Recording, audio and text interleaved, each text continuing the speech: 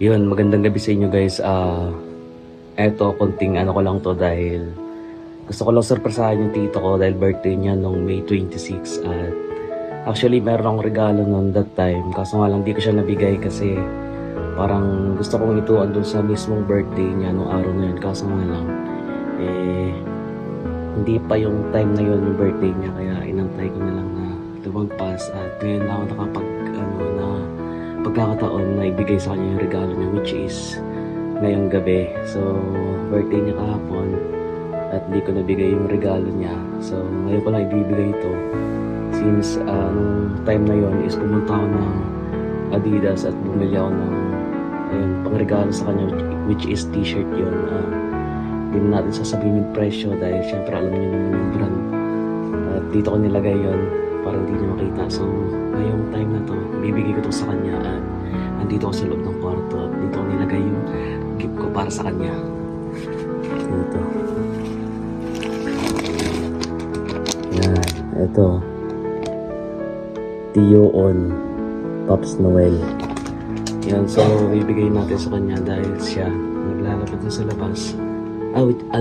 Nagsasampay na din siya sa labas at ibibigay natin sa kanya itong regalo natin na nakaraan pa dapat. So, bali, ngayon na natin ibibigay at lumabas siya kanina, sabi niya magsasampay ng damit.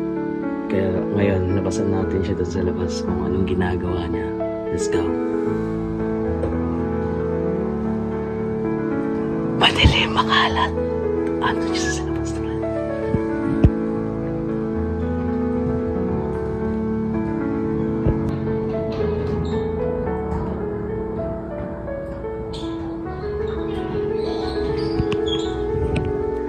Nagsasampay siya ng damit niya kasi bukas na pasok. Ngayon kasi holiday kaya sinasampay niya yung damit niya doon. So pagpasok niya mamaya, bibigay natin yung gift niya na binili natin doon sa Adidas. At ayan, samahan niyo ako.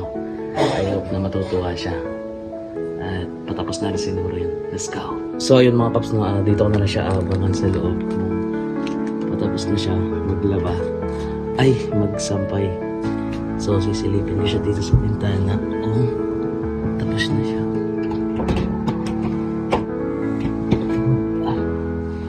Tapos na siya guys. So, bibigay natin yung gift natin sa kanya. Pagpasok niya mismo. Hindi na siya makita dito sa loob kasi. Pero andun siya, patapos na siya. At sinasaboy niya na yung tubig. So, papasok na siya ngayon. So, yun. Sasalubungin natin siya.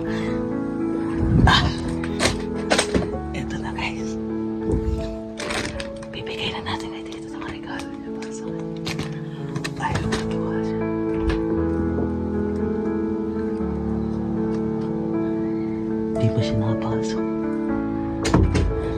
Makalat kasi yung bahay. Sisilipin ko siya guys.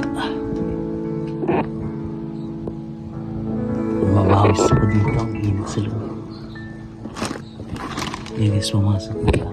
So, pagpasok na mismo, bibigay na natin tong regalo natin sa kanya. Hindi ko alam kung pumasok na siya eh. Pawis na ako. Is na under yung aircon. Titignan natin dito. Dito na siya. Sisilipin na natin. Hello. Kamusta ka? Regalo ko sa'yo. Happy birthday! Thank you, I love you. Yan, so buksan mo. Oh my God. Regalo ko yun sa'yo. Oh my goodness. Binili ko yun sa'yo, kaso hindi mo tinanggap na karang araw. Sabi mo sa birthday mo lang. Oh my God. Ayan lang regalo ko sa'yo ngayon ha. Sukat mo dali. Wow. Kasya ba? Sakto lang. Di ba? Thank you. Yun. So, ayun guys, hindi niya tinanggap kasi nakaraan niya kasi hindi niya pa daw birthday kaya nakita niya naman yung nakaraan kaso nga hindi niya tinanggap dahil hindi niya pa nga daw birthday so hindi niya kinuha. Grabe naman mangis ako. So ngayon lang ako nakapag-time na bibigay sa kanya at ayun, successful naman.